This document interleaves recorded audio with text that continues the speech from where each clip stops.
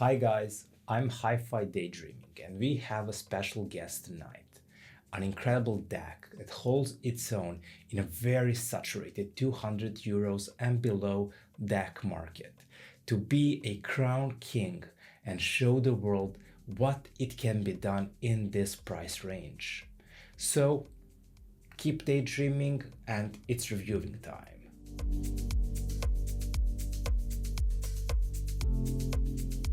I think there's a really big market for budget DAX devices, and there are a lot of great devices in this price range. And to me, always most interesting thing is that all the big names in hi-fi world, they don't have answers to DAX from IFIs, toppings, FiiOs, etc.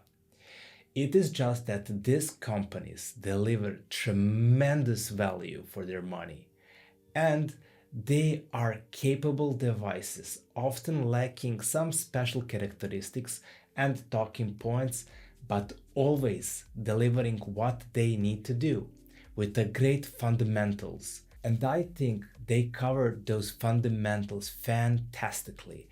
And for someone asking for DAC in the range up to €200, that is most important. Will that be DAC for desktop or for streaming or part of your hi-fi stereo systems? It is fundamentals that we seek to excel first and foremost.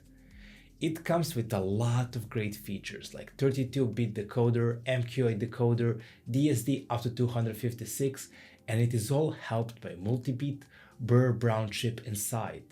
Even though ESS Saver is now the talk of town with its features and sound, I really like how Burr Brown is being integrated in more cheaper devices.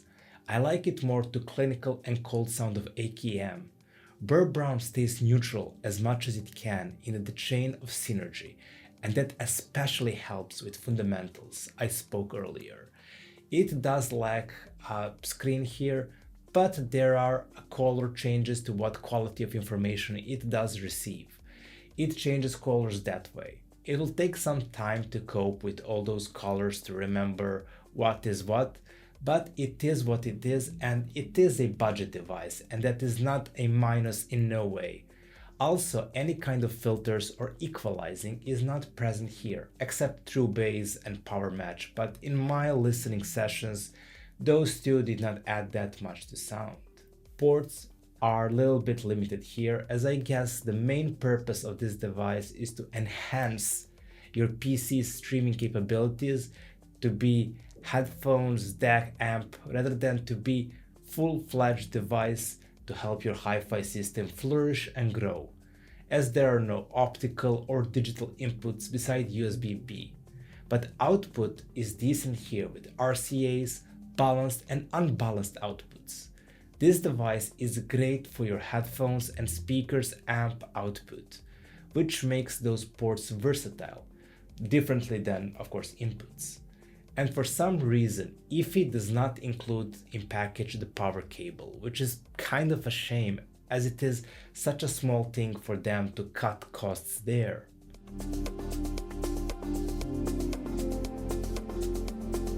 Zen DAC is just that device when we speak about budget options. I was so pleasantly surprised how this DAC manages to run circles around many DACs in different integrated amplifiers. And I'm saying those one up to below 150 or maybe €1,000. It just does what the great DAC is supposed to do, to declutter, to make sense of information coming from your source, and structure it and organize it for your amp or speakers or headphones, so it can help them flourish and show their talents far better. It is supposed to be expanding on its dynamic range, detail that information, and therefore creates perception of bigger sound stage. But the strongest point of IFI is its transparency that is obvious right away when you hook this device, how it organizes precisely everything in its shape and lane, creating layer separation, fundamentally changing how sound is opening its door to explore more textures and details. It requires obviously that your speakers' headphones be great resolvers and transparent, but nonetheless, mid-range is massively benefiting from this. Vocals have their weight, cymbals and hi-hats are more defined in their space, and all this coming out of your speakers pretty smooth and easy listening. There is a great insight to listeners are handed the way it sounds. Listening to Radiohead's videotapes, the way piano loop holds itself presence and full of dynamics but not getting in the way of Tom York's vocals is a fantastic thing. And it is one of the things where you tell yourself, if you have 200 euros to spare, this device enhances your system so much that it becomes almost a necessity. Even some complex structures to jazzy rock of Steven Wilson's Raven that refused to sing shows how well does it separate musically and detail. It details instruments so that you can easily track their timing presence. Just an incredible transparency but also not sounding anemic, as it does allow instruments to expand on dynamic scale so it can have more details and reach. When we are on the subject of dynamic reach and scale, let's talk how colorless this DAC is, or how even-handedly it provides you information. I am a guy who does not have a problem when source, amp, speakers, etc. colors sound with its own take into dynamic scale.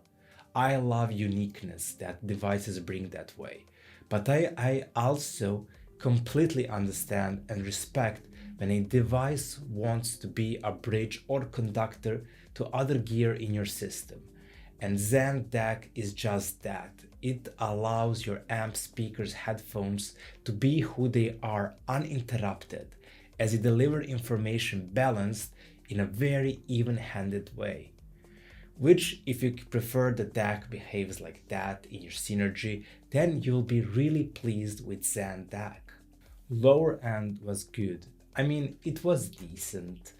Now the problem with these even balanced devices is that when it needs to be powerful, commanding, usually leaves a bit to be desired. It is not that lower end is bad, it is still better controlled than your typical DAC. It has more width and details. It is just that if your amp or your speaker headphones do not already have great lower end and bass response, this DAC will do nothing for you. It is not that it will tip a scale in bass response so it can enhance and make bass bigger and stronger. It is just that bass is decent here and nothing that special. Something like treble, it is detailed nicely, and as it is on a balanced side, it is not pushing dynamic tipped treble, which is harsh or bright, just nicely rounded, expressive and detailed treble, which also complement bass very well to create really great cocktail for mids. Soundstage is great. Also, it really depends from the rest of the gear how great is it going to be. But if your speakers, headphones throw deep and wide soundstage, it is going to give in an additional inch and definition. Just more rounded, resolve it and present it a bit more wider and higher. So it does help a lot with soundstage presentation.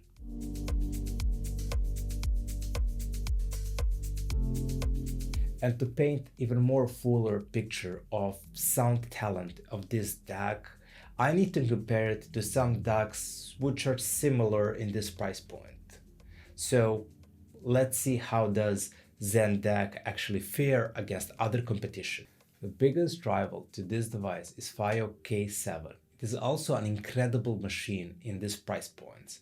It uses dual 4493S AQ DAC, which is rare in this price point. It can also work as it has pre-out, which is something which is also not common. But let's speak about sound. It is very similar to HIFI with being even-handed, but there are hints of warmth here.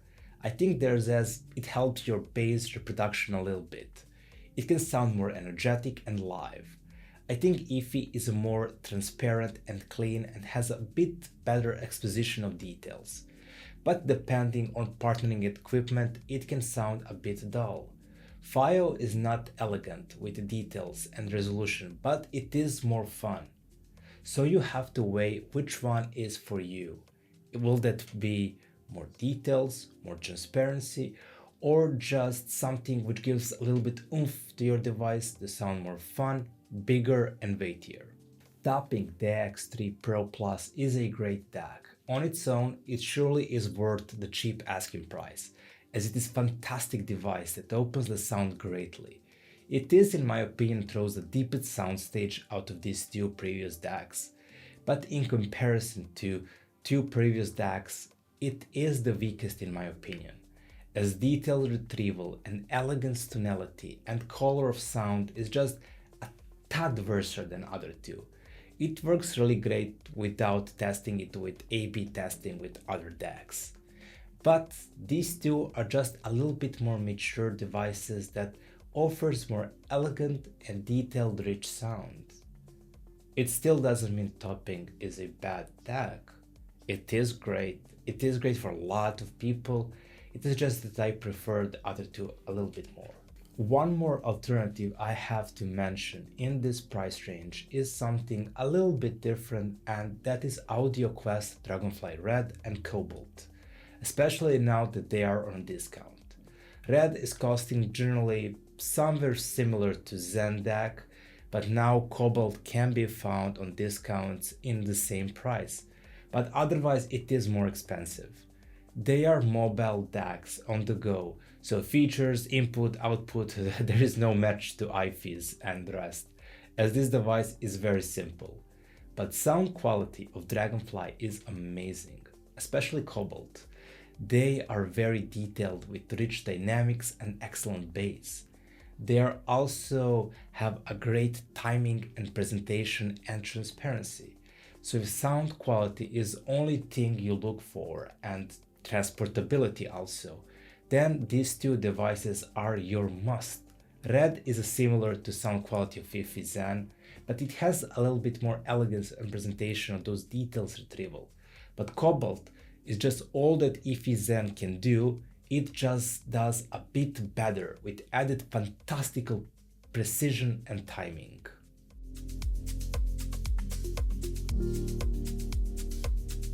In the end, this is a great investment. I think this is a best DAC in this price point. What it does to your sound in these price points, making it more clean, clear, transparent and detailed, is just worth more than it asks for.